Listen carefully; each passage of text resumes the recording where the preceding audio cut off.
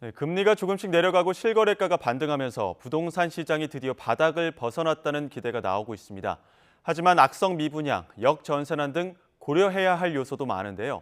박원갑 KB국민은행 부동산 수석 전문위원과 부동산 시장 진단해 보겠습니다. 어서 오십시오. 네, 안녕하십니까. 일단 말씀드린 것처럼 집값 흐름부터 한번 짚어보겠습니다. 좀 네. 바닥을 찍었다 이런 이야기 나오는데 맞습니까? 서울 아파트 기준으로 보면은 예.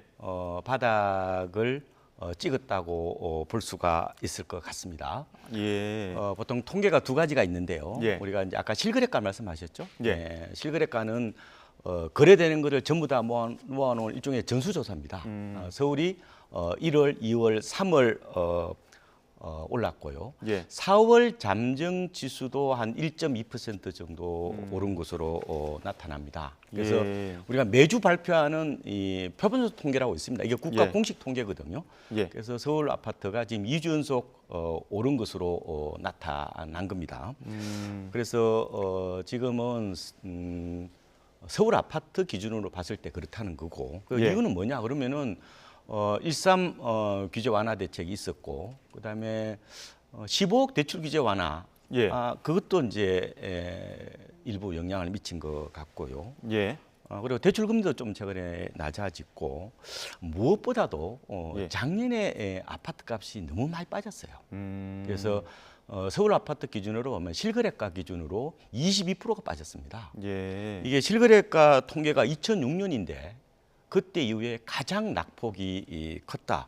글로벌 금융 위기가 언제예요? 2008년이죠. 예. 그때보다 더 빠진 겁니다. 그러다 예. 보니까 일종의 기저효과로 인해서 일부 반발 매수세가 등장했고 이러다 보니까 반등세가 나타났다 이렇게 보시면 될 것 같고요. 예. 제가 4월 실거래가 잠정 지수가 서울은 1.2%라고 말씀드렸잖아요. 예. 이 수치가 조금 높은 겁니다. 그래서 약간 이 표본조사 통계도 반등세를 좀 더 이어갈 가능성이 있는데 예. 문제는 제가 서울 아파트라고 말씀을 그러니까요. 드렸잖아요. 네. 그러면은 비서울은 어떻게 되느냐? 예. 물론 전국적으로 2월부터 실거래가 반등하긴 했습니다. 예. 이제 그렇지만 지금 경남이라든지 뭐 전남 같은 경우는 4월 잠정 지수가 다시 하락세로 접어들었어요. 약간 편차가 있다는 말씀. 예. 그리고 지금 아파트를 제외한 뭐 빌라, 다세대 이런 쪽은 뭐 전세 사기라든지 뭐 빌라 사기 이런 후유증 때문에 매수자가 잘 나타나지 않습니다. 예. 그래도 거의 없어요. 이러다 보니까 지금 상품별로 지역별로 약간 온도 차는 있을 것이다. 이런 말씀을 좀 드리고 싶습니다. 앞서 2008년 글로벌 금융위기도 말씀하셨는데 그때 당시에는 금융위기 터진 다음에 한 3개월 뒤에는 좀 반등하는 모습이 있었는데 네. 이번에는 13 규제 완화도 있었고 그 이후에 한 6개월 지났는데도 아직까지 서울은 좀 반등하는 모습인데 전체적으로 지역적으로 이렇게 편차가 나타난 이유는 뭐가 있을까요? 가장 큰 것은요. 일단 거래량이 좀 많지 않다는 겁니다. 예를 들어 서울 예를 들어보면요. 예. 지금 거래량이 많아야 지금 3,200건대예요. 4월달이 그 정도 되었거든요. 근데 우리가 서울 아파트 월별 거래량을 보면은 2006년도부터요, 2022년까지 월 평균이 어느 정도 되냐면 6,040건입니다. 예. 약간 많아도 절반 정도밖에 되지 않죠. 예. 그리고 아까 제가 2008년 글로벌 금융 위기를 그때를 말씀을 드렸는데 예. 2009년도에도 집값이 제법 올랐단 말이에요. 예. 그때 당시에 서울 아파트 월 평균 거래량이 6,100건을 약간 넘었어요. 그러니까 지금은 거래량이 많지 않다는 것은 예. 매수자들이 약간 적극적으로 나서지 않고 있다는 거죠. 예. 뭐 금리가 여전히 높고 그리고 지금 역전세난도 있는 거고 이러다 보니까 약간 회복 속도. 왜냐하면 회복을 볼 때 두 가지를 보거든요. 하나는 가격도 보고 또 하나는 이제 거래량으로 보는데 거래량이 어떻게 보면 매수자들이 심리로 볼 수 있거든요. 그래서 시장이 그렇게 강한 반등세는 아니다 이렇게 말씀을 드릴 수가 있겠습니다. 미분양은 어떻습니까? 지금 악성 미분양 수도권만 1년 새에 3배나 급증했다고 네, 하는데 네. 좀 이번에 좀 전망해 봤을 때는 어떻습니까? 미분양이 약간 줄었죠. 예. 뭐 7만 5천에서 지금 이번 4월달에 7만 청각으로 좀 예. 낮아졌는데, 근데 악성 미분양 이게 중고금 미분양이거든요. 이거는 예. 약간 늘어나는 측면이 있고 예. 수도권은 미분양이 늘고 지방은 또 줄어요. 왜 이런 현상이 나타났을까? 분양을 안 하니까 그렇죠. 그래서 지금 미분양이 약간 준 것은 시장 자체가 좋아졌다기보다는 어떻게 보면은 분양 공급을 안 하니까. 그것도 몸살이는 거죠? 예, 그렇죠. 건설업자 입장에서는 예. 이 땅값은 비싸게 살 거 아니에요, 그죠? 예. 근데 분양가를 만약에 높여버리면은 미분양으로 고스란히 이어지니까 시장이 좀 좋아지기를 뭐 기다리고 있는 그런 어떤 측면들도 있지 않을까 이렇게 보고 있는 겁니다. 예. 4월 전월세 흐름도 한번 좀 살펴보겠습니다. 월세가 절반 이상 차지하고 전세 거래량이 지난해보다 20% 정도 줄었거든요. 네. 이 전세 기피하는 현상은 뭐 전세 사기 때문인가요?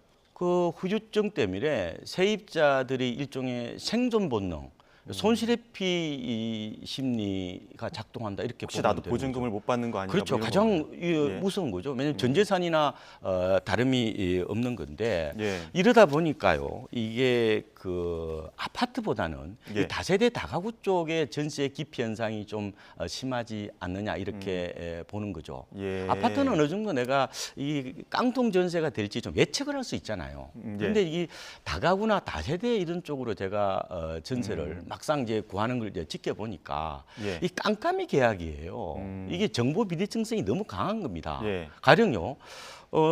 내가 이제 그 집에 들어가려면은 종전 세입자가 누군지를 알아야 될 거 아니에요. 예. 많게는 전 세입자가 나보다 먼저 들어온 세입자가 10명씩 되니까요. 그러면은 나보다 먼저 들어와 있는 세입자를 알기 위해서는 전입세 세대 확인서를 떼야 돼요. 근데 전세 계약을 하기 전에는 뗄 수가 없습니다. 예. 이거 아마 개인정보 때문에 그런 것 같은데 예. 그러면 전입세대 확인서를 뗐다 하더라도 이게 전세인지 월세인지를 알 수가 없어요. 그러니까 보증금 총액을 알아야 내가 나중에 경매로 들어갔을 때 예. 찾을 수 있을 건지 아닐지를 알 수 있을 텐데 이걸 알 수 없다 보니까 결국은 세입자 입장에서는 훨씬 더 기피할 수밖에 없는 거고 만약에 전세로 들어가더라도 예. 뭐 보증보험이 가입되는 데를 찾겠죠. 아니면 아예 월세로 들어가려다 보니까 예. 그러니까 집주인 입장에서는 보세요. 그러면은 전세 세입자가 들어와야 기존 세입자를 내보낼 거잖아요. 예. 근데 세입자는 자꾸 월세만 찾으니까 예. 이 시장에서 수요 공급의 불일치가 더 심해지고 이렇게 되다 보니까 이런 비아파트 쪽에서 역전세난이 좀 더 지속되지 않을까 이렇게 이제 보고 있는 거죠. 예. 그 역전세난도 그렇고 깡통전세도 그렇고 지금 매매 전세가 고점 찍은 이후에 네. 올 하반기부터 이제 2년 계약 만기가 오다 보니까 이거 뭐 세입자분들도 내 보증금 안전하게 돌려받을 수 있을까라는 걱정하시는 분들도 있을 거고 또 뭐 임대인분들도 좀 걱정하는 부분들도 있을 것 같습니다. 네. 그래서 정부가 그것 때문에도 뭐 전세금 반환 대출에 어느 정도쯤 규제 완화를 주겠다 이런 목소리도 냈는데 전세금 반환 대출에 좀 규제 완화를 한다면 급한 불은 끌 수 있는 겁니까? 그렇죠. 집주인 입장에서 일종의 태그 자금 대출이 완화되는 거라고 봐야 되겠죠. 특히 예. 집주인 입장에서 아까 말씀드린 대로 어쨌든 전세 보증금을 되돌려 줘야 되는데 마땅히 지금 준비가 안 돼 있는 입장에서는 예. 규제를 좀 완화를 한다고 한다면은 다소 좀 숨통이 트이지 않을까 생각이 되고요. 다만 이제 이렇게 되면은 가계부채 문제를 좀 심화시킬 수 있는 그런 측면이 있습니다. 그래서 아마 한시적으로 좀 제한적으로 하지 않을까 이런 생각을 해보고 있습니다. 예. 대출자 입장에서 또 가계대출 관련해서 좀 여쭤보겠습니다. 좀 정부는 가계대출 규제를 하겠다 이렇게 계속 이어가고는 있습니다만 지금 가계대출 좀 꿈틀하고 있지 않습니까? 네. 이 부분에 대해서는 좀 정부가 좀 규제를 계속 이어가겠다 이런 기조로 봐야 되는 겁니까?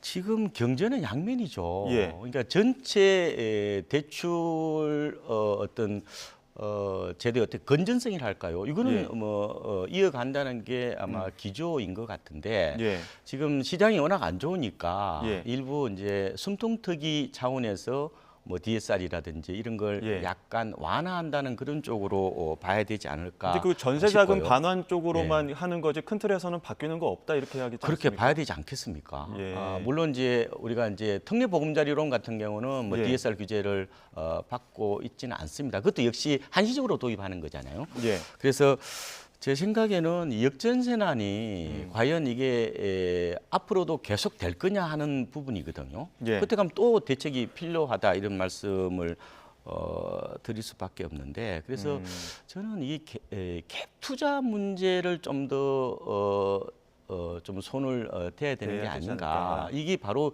역전세 문제가 바로 갭 투자에서 나왔다고 보는 거거든요. 그런데 개인끼리 이렇게 전세를 놓지 말라, 놓으라 이렇게 정부가 규제는 할 수는 없죠. 예. 그렇죠. 근데 다만 임대 사업자에 대해서는 조금은 규제를 할 수 있지 않겠느냐. 가령 뭐 보증금을 뭐 집값의 일정 부분 이하만 받도록 한다면은 예. 나름대로 또 혜택을 줄 수도 있다는 생각이 들고요. 그래서 우리가 이제 지금은 어쩔 수 없이 이런 위급한 상황을 이렇게 해결해 나가는 어떤 그런 완충 장치는 필요하지만 장기로 보면요, 예. 이게 임대 사업자도 저는 전생 임대 사업자보다는 예. 결국 월생 임대 사업자를 좀 육성을 해야 세입자도 깡통종 전세로 피해를 입지 않지 않을까 이런 어떤 제도적 개선도 함께 좀 생각을 해야 되지 않을까 이런 생각을 해보고 있습니다. 예. 예. 이런 뭐 대출 금리 이런 거 걱정하시는 분들한테는 가장 큰 관심사일 텐데 기준 금리 지금 네. 고점 찍었다는 평가 나오고 있는데 기준 금리는 조금 내려갈까요? 기준금리는 약간 시장하고 금통위원들이 생각이 좀 다른 것 같아요.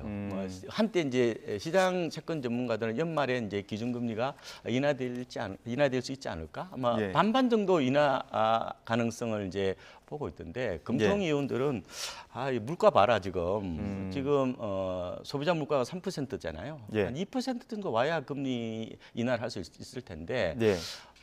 꿈 깨라 이런 얘기를 하고 있거든요. 아. 그래서 기준금리는 대체적으로 통설로 보면은 올해는 힘들고 아마 내년 정도 가야 되지 않을까 이렇게 보고 있는 겁니다. 예.